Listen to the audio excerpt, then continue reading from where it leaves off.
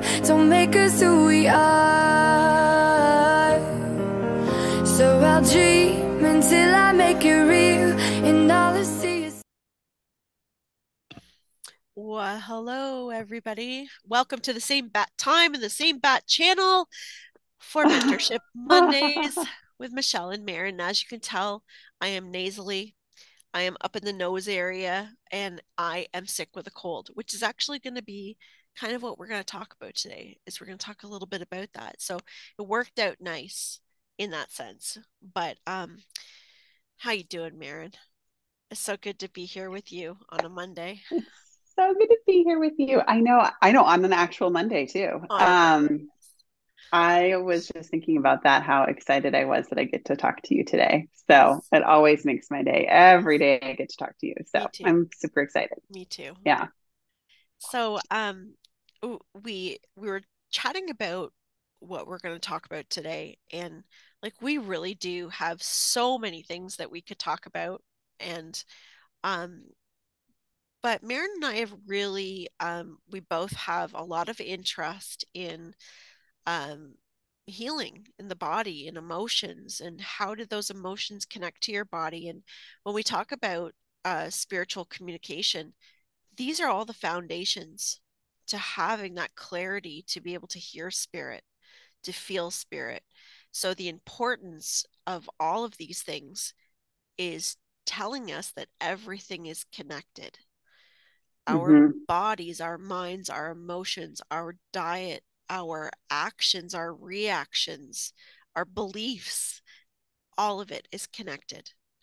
So there's not one piece of your puzzle that is not connected to the way your reality is playing out and your Yeah. experiences. And so that's why I, it's so important to us to talk about this. yeah. I always love the phrase, you're a soul with a body, not a body with a soul.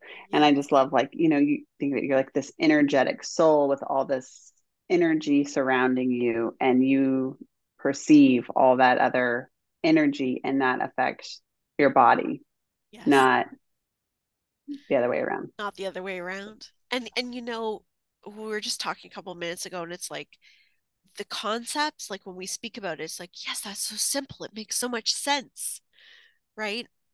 But yet it is still so widely unknown in the mainstream.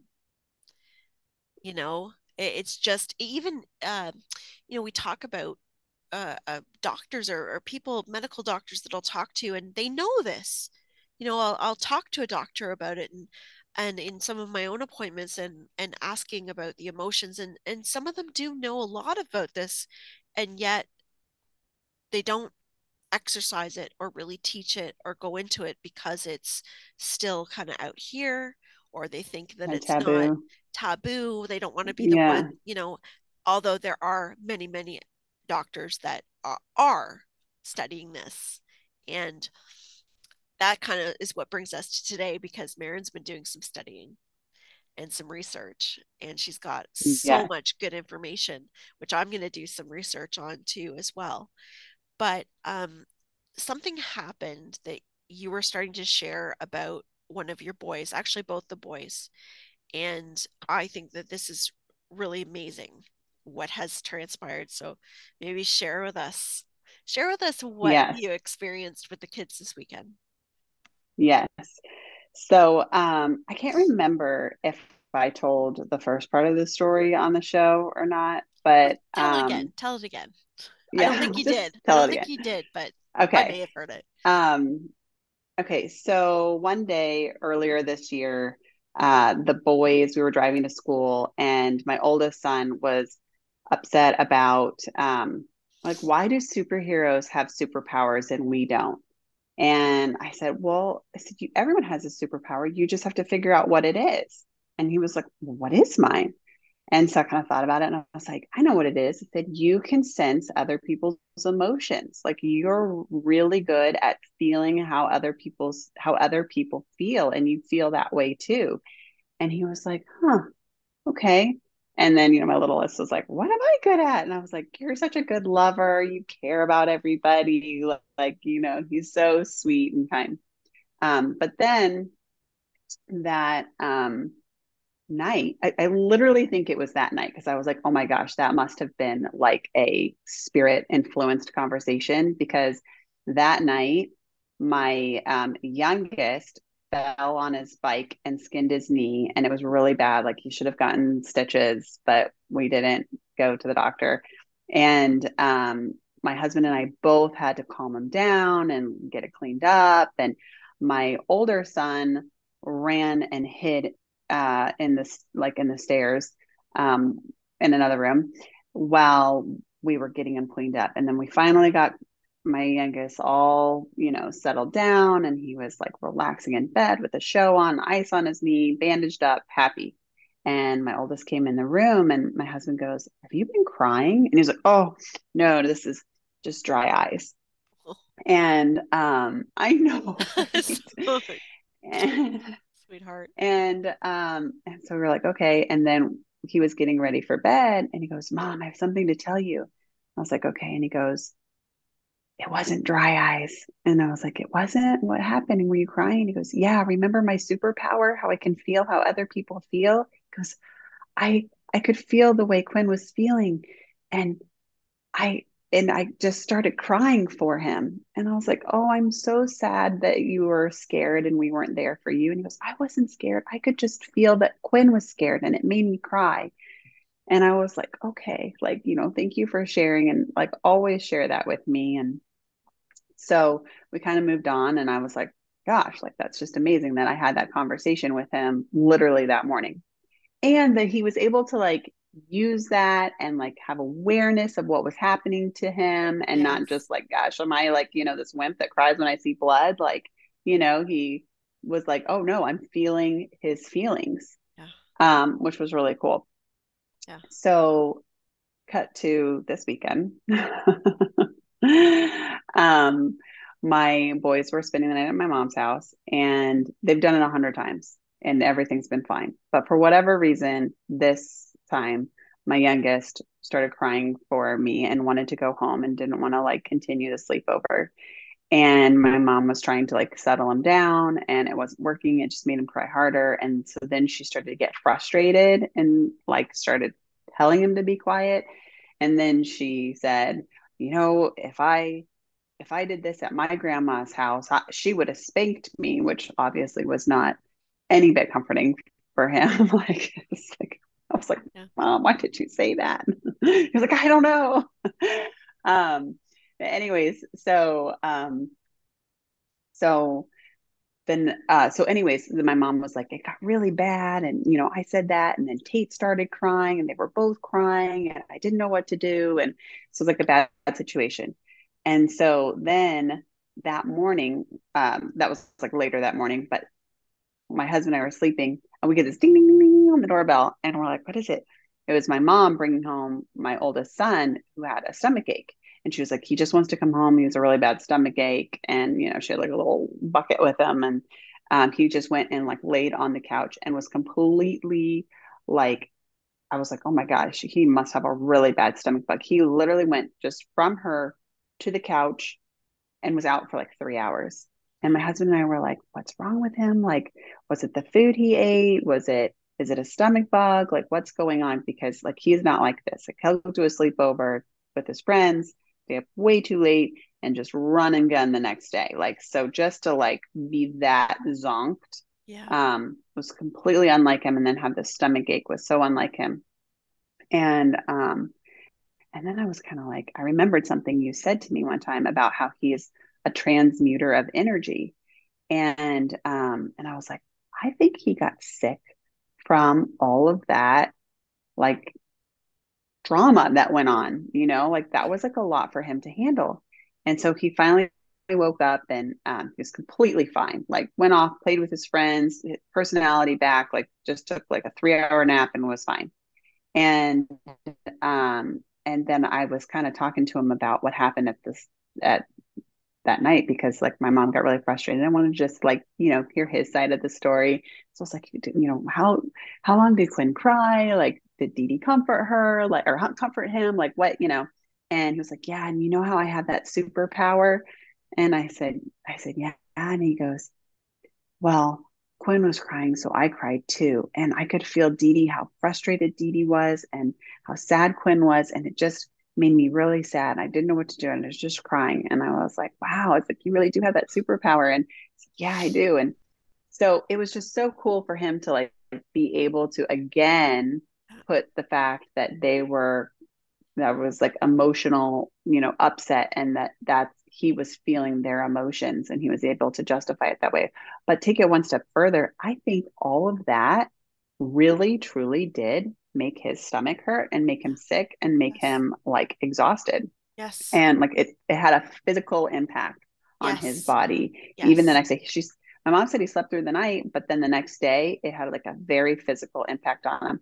And to like justify my rationale or however you say that, we had to go. So then he had a birthday party that night. And my youngest, who was the one that was crying and didn't want to be there, wanted to go hang out with her while he was at the birthday party and have some one-on-one time with her. And so we went and dropped him off on the way to the birthday party. And we were coming, like literally backing out of our driveway. And he's like, "Oh, my stomach hurts again, Mom. You wouldn't believe it." And I'm like, he just got worried about like, oh my God, am I going to be sick at this birthday party? And I go, oh my gosh, we're around the two of them again. We're back at her house. Like there is like some residual energy that you're picking up on that's making you sick. And by the time we left her neighborhood, he felt better. Yeah. So there is like a true emotional, physical connection Yes. that no one talks about. Yes.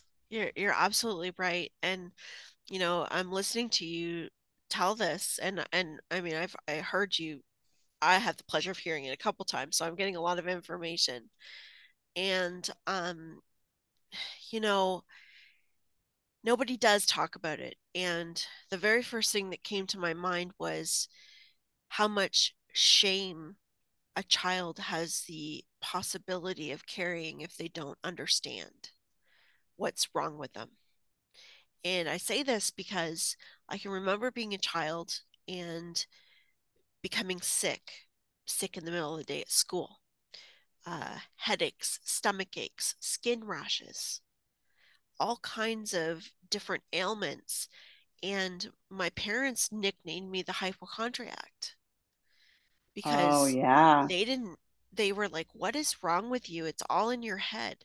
You're not sick. Yeah. And I would go through bouts of, um, I kind of knew that there was an emotional connection to it because my anxiety, or because I was bullied, or I was um, teased by a lot of kids for several years in a row, the same kids. And so I knew enough to recognize that anxiety of school and connecting to certain people to feeling sick. But it was very hard to express that outwards because, my parents were sick of me staying home and being sick, or the school calling, Michelle's sick. You got to go home. And they'd be like, you're perfectly fine, because I'd sleep and I'd be fine. And sleep was always the answer, still is for me. Huh. My children are the same way. They are like carbon copies of me. So with my girls growing up, I think what I did was wanted to step in and use my intuition to kind of step in and fix things for them when they were little so that they wouldn't experience that, because I knew their sensitivity, which wasn't good for them Hmm. either. But I still didn't understand myself at the time. So, not having that understanding. And so, for your son to have that experience, to have your guidance, is going to be an absolute blessing for him. Yes, he'll still go through those challenges with it, but he's going to know, and he won't repeat things. He'll know how to handle it and how to take care of it. Hmm. But even now, so I was saying about me being sick right now. So when we talk about sickness, what exactly is it, or how does this relate itself? So for me, we've had a very emotional past few weeks. My brother had his knee replaced, and he helps with my parents. My parents are disabled. My father's in a wheelchair, and so they require a lot of help. So he's not been here to help with his knee surgery. So there's some different roles that I'm playing that I haven't done for a long time. So a little busier in that area, a lot of emotions, a lot going on. My father fell last week. So I got a call at 11 o'clock at night, and I don't know what I remember saying to Archangel Michael, give me strength to pick him up off the floor. And I did. I lifted him right up off the floor, and I couldn't believe that I did it. And Wow. but it's all of those things. So you think about the intensity with emotions, intensity, and I mean, I've got teenagers. So like there's things happen in there too. We won't get into all that, but let me just say they are excellent teachers. They are excellent teachers. So, um, but the what happens is our vibration starts to shift. So we're always, I mean, we are energy, we're always vibrating. And when we're in emotional states that are heavier or lower vibration, our vibration can dip down. We get burnt out, we get tired, all of those things. So that's why I am sick right now. It's because of emotions. So it's not really because of one thing. And it's not that I picked up something from somebody, but because I do work with energy and I'm running a lot of energy through me with other people. And of course, life is life. And I go through my stuff too. And that's why I'm sick today. Now, I don't get sick like I used to. And this is the other thing. When you understand how your energy works, and the only way I understood it was by studying myself, by studying what was happening in my life. And this is really what I did throughout the recovery of after having cancer, studying my energy, how I felt, how I was reacting in different emotional situations, what was hard at the time in my life. And then I would relate that to what was going on physically, and then look back at my past to understand what was going on with me at that time. So it was a lot of studying. And now I might get sick and only be sick for a day, or just for enough to get a break and kind of get resettled or recharged again. But Eric was just saying earlier when Maren and I were talking that sometimes we also get sick to get a break so that we have, a moment to kind of regroup and breathe. Um, it is absolutely amazing to me that we are not teaching this in our school systems, that this is not just as important as your food guidelines and everything else, that all people should understand and have the knowledge, whether they want to believe it or not, or, put it in. That's just the same as here's all the different ways you can eat, and you decide what you put into your mouth. Well, here's all the different scales of emotions, and here's how you think and how you feel. And all of these things all play into the success you feel in your life, the success of your health, your mental, your emotional, your physical, and your experiences in life. That's how we raise our vibration. And because we have many powerful empaths, because empaths are powerful, energy transmuters, healers, activators, very, very powerful. And it's so important for the empath to understand, how do I operate? How do I feel?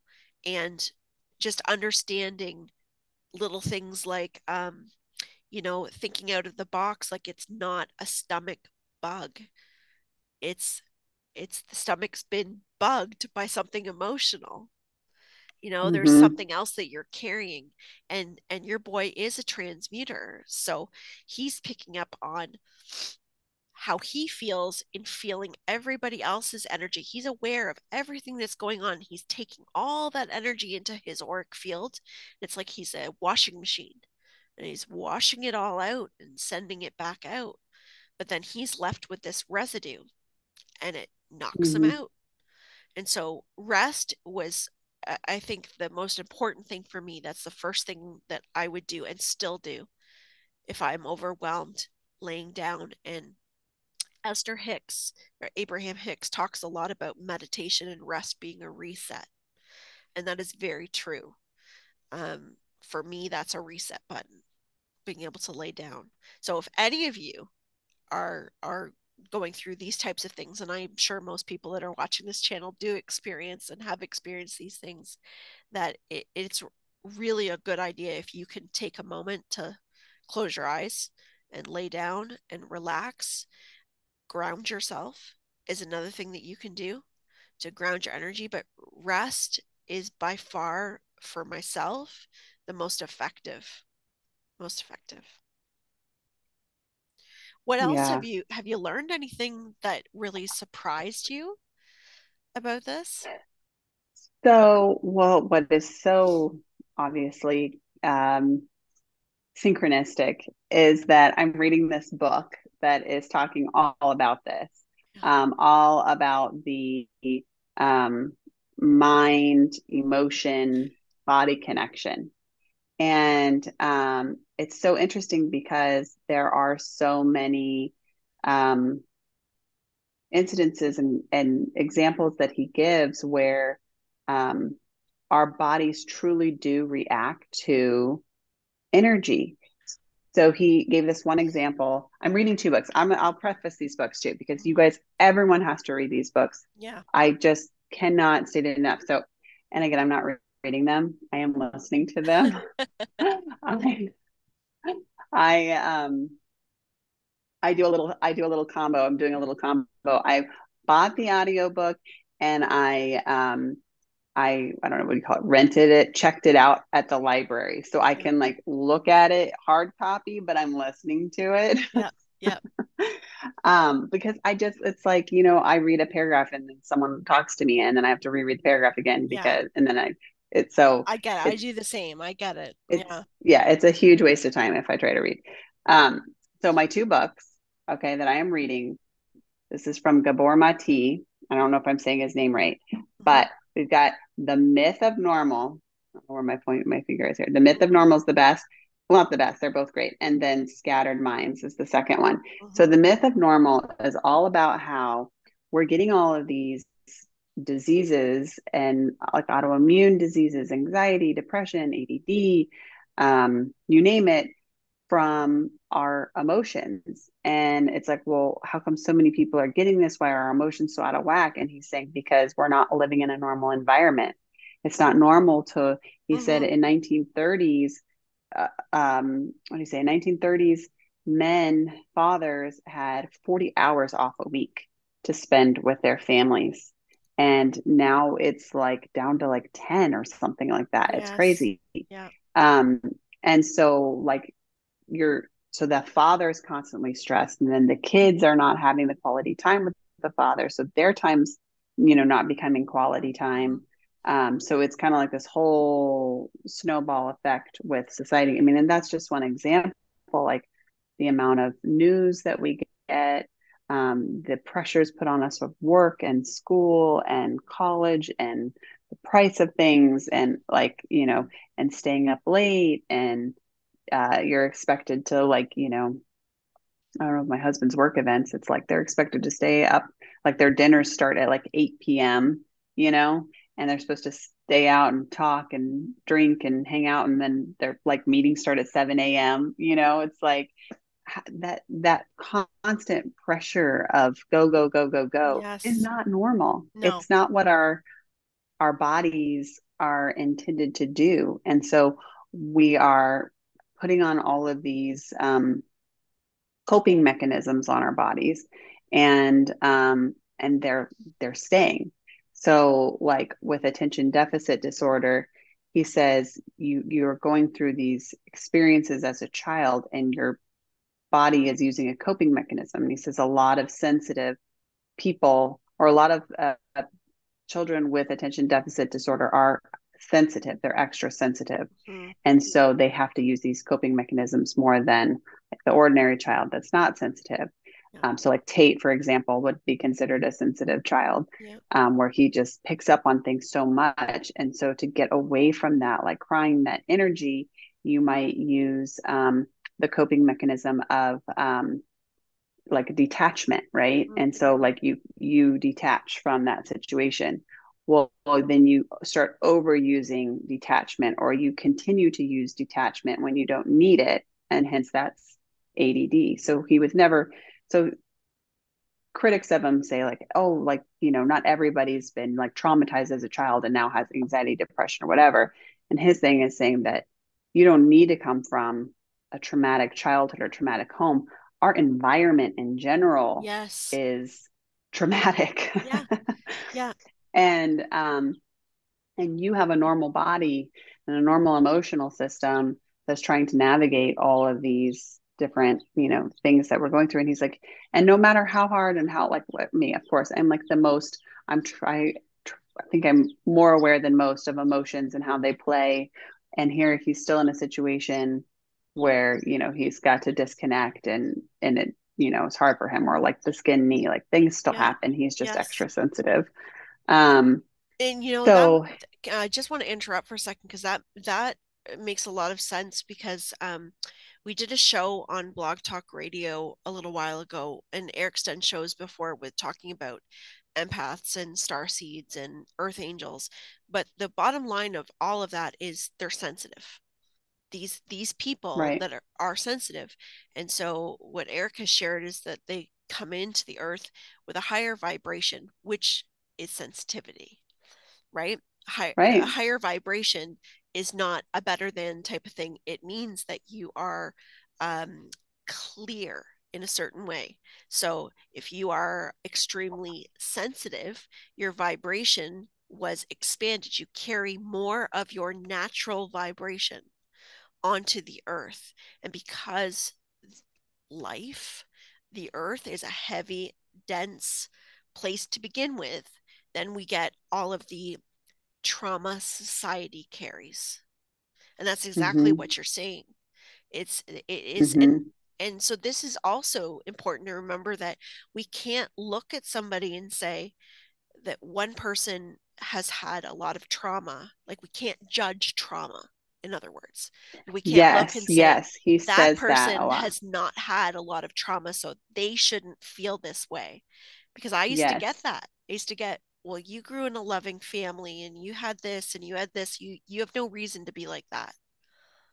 And Oh, that Michelle, used to you're gonna love this destroy book. me. Yeah, I think I will. I think that's the whole first, I don't know, one of the first few chapters is all about like talking about that, and how so there's capital T traumas and little t traumas. And so your capital T traumas are the ones everyone thinks about. And he's like, and even honestly, people still aren't to the point where they are thinking about that. Like, your people still really are not thinking about emotions, and like, oh, you went to war, you might be traumatized. Like, people are not, they're thinking you're here and now you're back and now you need to get right back into society. Or Yeah. like, I'm oh, gonna you had a, I'm gonna tell you something. Sorry, I don't mean to cut you off, but oh this no, I go will ahead. love this book. I will love it because You will love it. uh something that I really noticed walking through the experience of having cancer is that that was a completely different world. Being diagnosed with a disease that is like now you are going to spend a lot of your time in this building with these people getting these treatment. Your whole world changes because Yeah. suddenly you were doing laundry one day and the next day you're filled up with one doctor appointment after another and getting all these treatments and new people and new schedules and everything. It's a reality shift, not only to Yeah. deal with all of the emotional and mental and physical changes that happen through Hmm. this. So, being that the treatments really, the intensity of the treatments are a year, when that year was over, there were a lot of people that were like, okay, you're good now. You're good. Now, Yeah. come on back and join us. Come on back Yeah. and jump in. And I was like, I felt like I had been through my own war, you know? I'm pretty sure that's a capital T, a big T trauma. Yeah. Like, I'm almost 100% Yeah. positive. But Yeah. that, Even for your children, that yeah, would be a big most T definitely. trauma. My children are Yeah. still processing. Yes, Yeah. that was, we went from my cancer diagnosis to shortly after their father had a cancer diagnosis. So my kids spent geez, from 2014 was my diagnosis until 2018, 2019 with a lot of intensity. And even leading up to that, I was ill and had addiction and other things. So they are in, and I think they're doing amazing because they've really come a long way. But as a family, like we had trauma as a family. And so I'm really Yeah. watching them, and I don't have the same experience as them. My life at home growing up was fairly safe. It was outside of my home. And yes, all families have things and their stuff and all that kind of stuff. But I mean in this case, so my kids are dealing with a different situation again. And I'm learning a lot through their eyes and not Yeah. not looking through the eyes of trauma, but trying to understand what they've experienced. So I'm really glad that's addressed, and that's so important because trauma, I mean, trauma is trauma anyway. You've experienced something, you can't compare one situation to another because we are all different.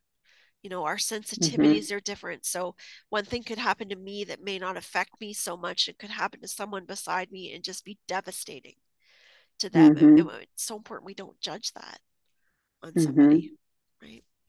Hmm. Yeah. And that's what he says. He's like, we're just now accepting the big T traumas, and there's these little T traumas where you could have like a few little T traumas that impact you the way someone with a big T trauma would. And we're not even looking at the little T traumas Yeah. yet, like a critical parent or, um, a un dependable parent or, bullying at school Yeah. or different things like that. Yeah. So Yeah.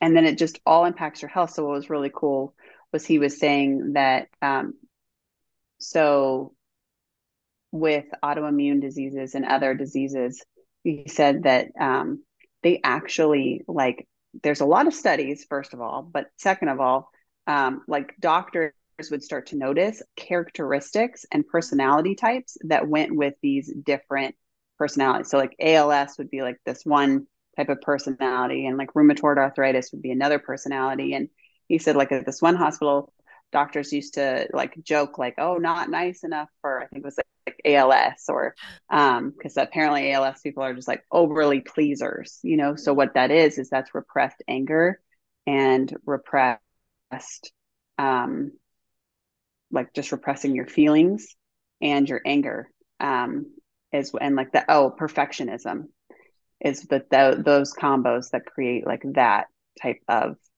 um autoimmune disorder, or I don't, ALS is a degenerative disease. But anyway, so I just thought that was so interesting. And then he Yeah. had doctors that like went, you know, got interviewed in his book, and they wanted to remain anonymous because they felt like they would be ostracized if they were public about this. And it's like, here you have, there's scientific data, there's anecdotal data, there's all this information out there stating this disease, personality, trauma connection,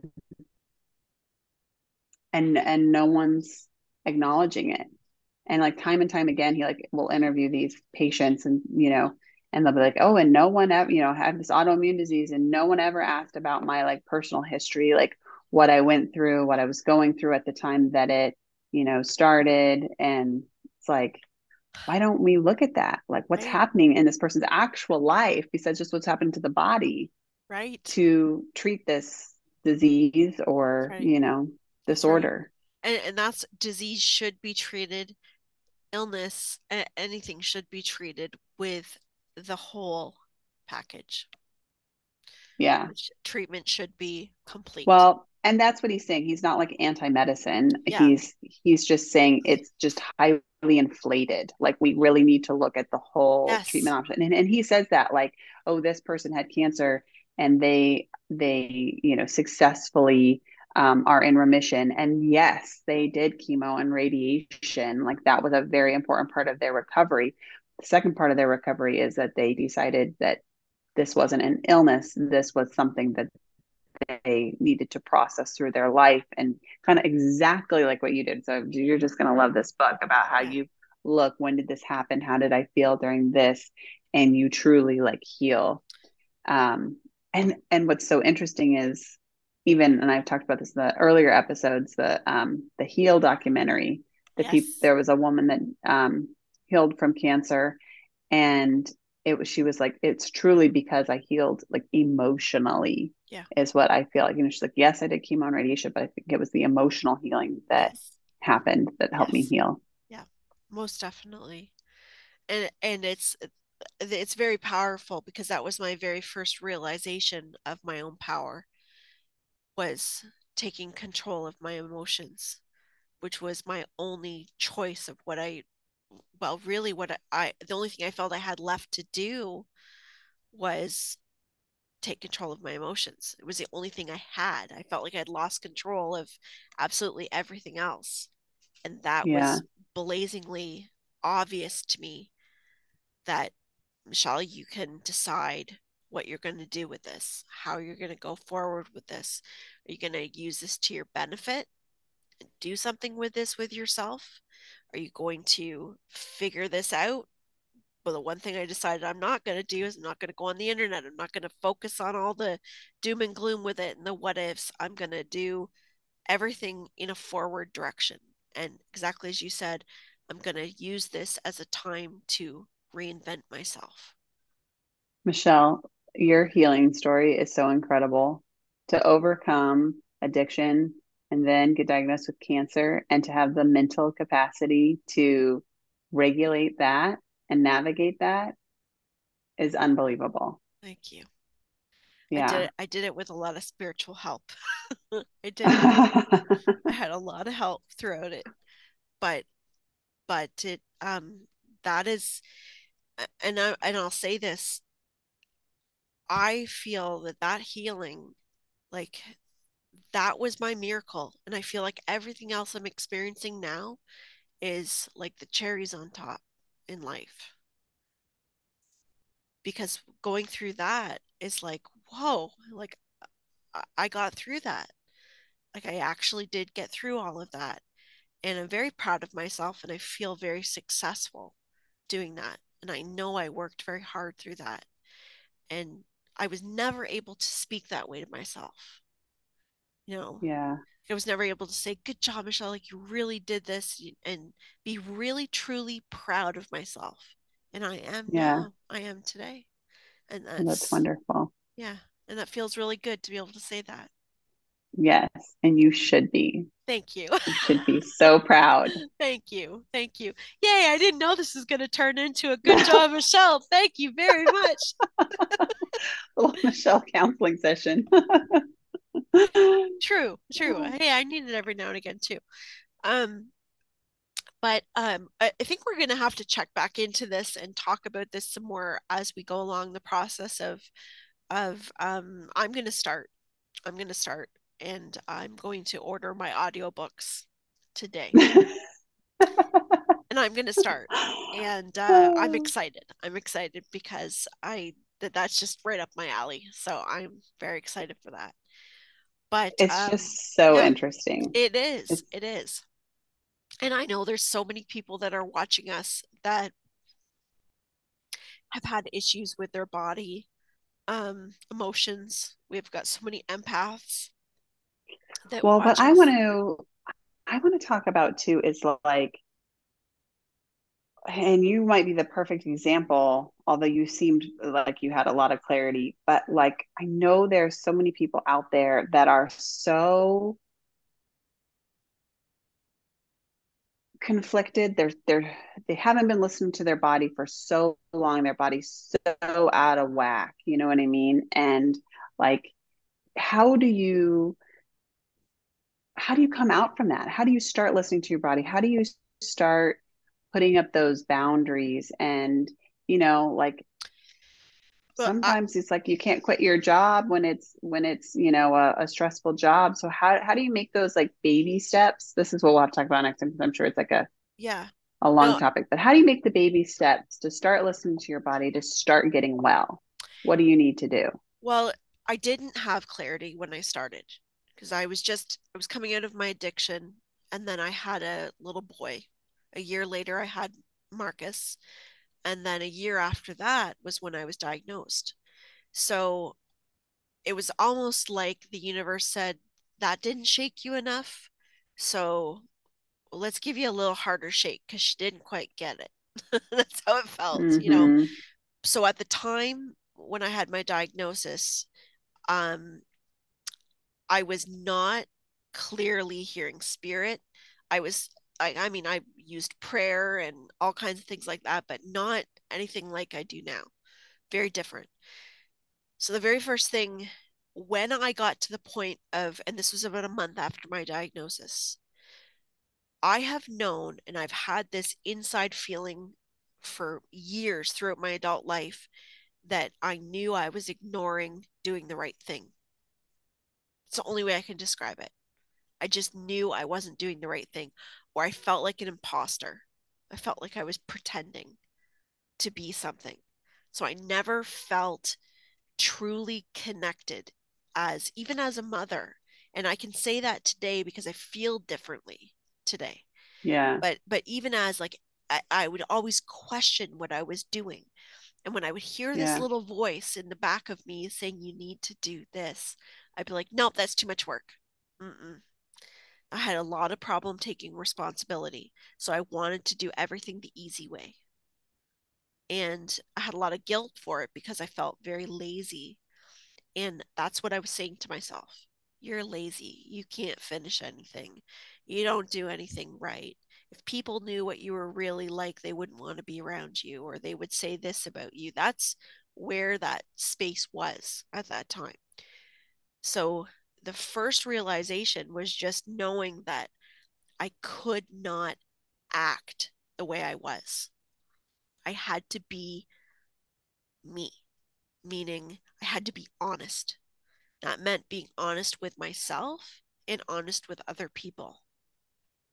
So if somebody was asking me, and that truthfully was the very first step, somebody was asking me a question, rather than me pretending and to say, oh no, I'm good. No, I'm not actually good today. I'm tired and I'm going to go and lay down. Like little things like that, little baby steps of being clear with people. Because for me, I had to be honest with myself and take responsibility for my decisions because I'd had a pattern throughout my life where I would let other people make decisions. And I kept thinking it was because I was making things easier for other people, but I wasn't. What I was doing was I was avoiding taking responsibility so that I didn't have to feel the fall of something if it didn't go right. It was like I was hiding away from big responsibilities and making it so that, oh no, they know how to do it so they can make the decision. Oh no, I don't Yeah. care. I don't care. You can whatever's good for you is good for me. Even if I felt there was something that I really wanted and I wouldn't express it. So it was like having this little realization all over the place that like Michelle, you're living for everybody else. You're living through everyone else. What's good for everyone else, and you're gliding around. You're not making decisions for yourself. You're not living a life that you really want. It doesn't mean that I wasn't me. It's just I wasn't doing the best for me above and beyond everything else. So the very first baby step I took was, and I've talked about this one before, was the grocery store exercise. Was I actually, and this popped in my head. So this I clearly one of my guides or somebody helped me with this, but um I remember being at Oh, the I grocery remember. store, right? And being like, I took something off the shelf and I put it back. And as I put it back on the shelf, I was like, I'm putting that back. And there's going to be somebody walking around here going, why can't people just put things back? Like I heard it all in my Yeah. head. And I'm like, oh, I'm leaving because I'm not willing to walk back to the back of the store. I've just automatically decided to put this can or whatever it was, I can't even remember, on the shelf right here and leaving it for somebody else's problem. And if everybody did that, there would be stuff all over here. and it would cost another person to pay a person to go and put all that stuff back. Like it just all came into me all at once, just standing with this one item. So I walked that item all the way exactly back to where I got it, and I put it right back, perfectly placed. And I said to myself, okay, if you can do that, now every time that happens, no matter where it is, if something falls on the floor, if something, you're going to pick it up and you're going to put it back. And it sounds so simple, but I did it. And everywhere I went, I would always, it was like not cutting corners. It was being self Yeah. responsible. It was inviting a way for me to feel confidence in something. And that's not how I looked at it at the time. I looked at it as something that made me feel good because I listened, because I heard it, I listened, and I did it, and I felt better. So for me, continuing to choose that on purpose was creating a momentum. And again, I didn't understand momentum or vibration or why does that work or any of that stuff. I just knew how it made me feel. And it made me feel better. So I started to also decide that I wasn't going to put any negativity into my mind or my body. Now, this can go another way too, because we got to be really careful to not like ignore something when we've got something going on. We need to feel it and work through it. But in those beginning stages, it was really making choices about what I thought about my treatment. And that's where I focused first because it was too much everywhere else. It was, I'm going to be as positive as I can about this treatment. And it was just one step after another, from how I spoke to nurses and doctors to how I'm going in for chemo. I made it a day of rest for myself. I brought artwork, I brought music, I brought a pillow. Like I made it something for me. I turned it into something for me, and I had no choice but to do that. So the breaking down of everything happened to me. And partway through the experience, I really realized it was happening for me because it was Wow. changing me. So that whole process was perfect every step of the way, and hard, yes, but I was feeling the changes. I could feel them inside. I was starting to get ideas inside about how I wanted to be of help to other people. So really you started listening to your body, right? Yes. And listening to your intuition and then Yes. following it. That's exactly it. I stopped ignoring myself. Yeah. Just said enough's Wow, enough. that's powerful. Yeah. Yeah. And when I say things changed, so this was May 2014 was when I had the diagnosis, and by December of 2014, I finished my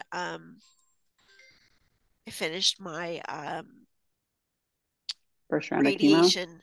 No, radiation. chemo started in right away because the tumor was so large. They had to shrink it first to operate on it. So I started chemo right away in June. And then I was done chemo in December, and I had my surgery in January 2014, 2015, 2015. And I remember coming out of that surgery and I was like, okay, I'm brand new. I'm brand new. I am completely brand new. And that's where things really started to change. Like Wow. that was where things, my reality started to kind of, it was like everything started to fold in. Like things looked different, felt different. Wow. I was starting to meditate and see things and hear things, and it just got very deep. And that's, and here we are. And It here just you kept, are. yeah, it just kept going. I just kept going forward, and that's what I do. I just keep going forward. If I have to stop and experience something and go through it, I do it. But I Yeah. always know that it's happening for me. And I Well, will it's so never not funny believe that that. that's exactly what Eric said is sometimes you get sick, so you'll take a break. It's happening for you. Yes. And the disease or the cancer or whatever you have is a culmination of, so much unlistening of your body, so much, it took a while to get there, right? It didn't just appear. No. And so you have to undo that and listen to your body, and your body is your barometer, and put up those boundaries. And yeah, listen to your intuition, like really just get in your body. That's there was something he said in the book about how disconnected we are from our bodies, Yeah. that we don't even oh, that's what he was saying. He said, um, if someone asked me what I was thinking, I'd tell you everything I was thinking. But if you ever to ask me how I was feeling, I'd be like, why do you want to know how I feel? Yeah. Like I don't even know how I feel. Like it would like kind of set him off. Yeah. And because we don't listen Yeah. to our bodies. We Yeah. don't know how we feel, like truly how we feel, you Yeah. know?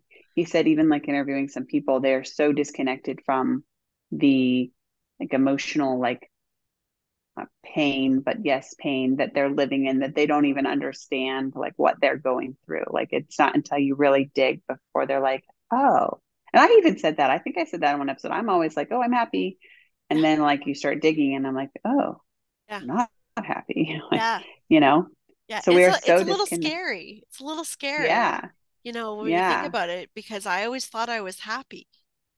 Yeah. I really did. I really thought I was happy, but I didn't know what this felt like. I Yeah. didn't know that there were other ways I could feel. I didn't know that I could feel good every day. I didn't know I could Yeah. wake up happy. And to me, it's a very different way of living. And And does it not require, you have to put up boundaries sometimes? You have to oh take gosh, care of yes. yourself. You have Yes. to say, I can't do this because I need to listen to myself, or I can't, you Yes. know, this is so silly, but we have we need our sleep. And so Yeah. we have, this couple that wants to get together with us, and they're like, how is 8 o'clock dinner? And we're like, we No. can't make that. No. Oh, no way. There's not a We love chance I'd be you, doing an 8 o'clock dinner. right? So, you have Bedtime. to put up boundaries and listen to your body. Yeah. And um so It's true. And I'm glad you brought that up because just like today, like when I'm done here, I've got a few things to finish and then I'm checking out for the day because I yes, feel you need to get miserable. better. And if I don't take care of myself, then I'm going to end up being down for much longer. And my Yeah. my son, he got really sick, and he's gone through a lot in this last year as far as sickness, where the year before he did really well, but he got really sick on Friday. He came home from school and he broke out like in a rash all the way around his mouth. Like just and with Mm, autism and stuff too, it's a pretty miserable experience because for him he's very sensitive and very emotional and mhm. it's hard to settle him down. And your So skin is more insensitive, and everything, everything is touch, more. everything, Yep. right? So there's a lot of focus we have to put on him, and Rob was away, and that makes it even harder, because he does like having us both with him when he's not well.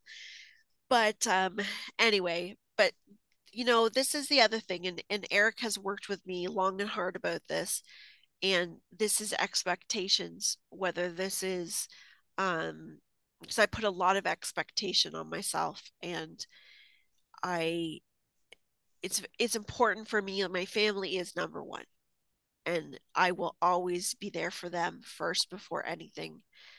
But um, it's hard, and I don't know what your experience has been in this, but when we do sessions, like I won't do a session if I'm compromised. There's plenty of things I do to things can still go on around me and I can do sessions fine. But when it comes to physical, like with the body, if I'm extremely tired or I'm ill in some way, it just doesn't do well. with me. It's not, it doesn't come Hmm. translate to a good reading. And I don't think that's fair to somebody that's waited to have a session either, to have me kind of at my half mass, you know? Yeah, I agree. So Yeah. yeah, but it's hard because it's especially with this work, you don't want to disappoint anybody. You want to be there Hmm. for them. But everybody's everybody, and I truly mean this, is absolutely amazing with me. So I'm very fortunate that I've had such a good group of people. This is such a good group of people. I feel so fortunate that I have gotten to kind of nuzzle my way in. Oh, and they love you. Um, They love you. and you guys are all so supportive. And I loved the comments last week. Everyone was like sharing their experiences, and Yes. reading it was fantastic. All the comments, all this whole time Yeah. have been amazing. So keep Yes. them up Oh, and yes, please. We keep love them. supporting us. Yes. It feels good to know you guys Yeah. like what's on our mind. It does. It does. Because Maren and I really love this. We really enjoy Yes. this. So we're Yes, really we glad you do. guys do too. Yeah. Yeah. Well, Well, I on hope you that feel note, better. thank you. Thank you. I'm gonna go take my nasally stuff, my nasally self, and go and finish up some work. And I will see you later. Sounds good. Thank you, everyone. Have a good Bye, week. everybody. Have a good week.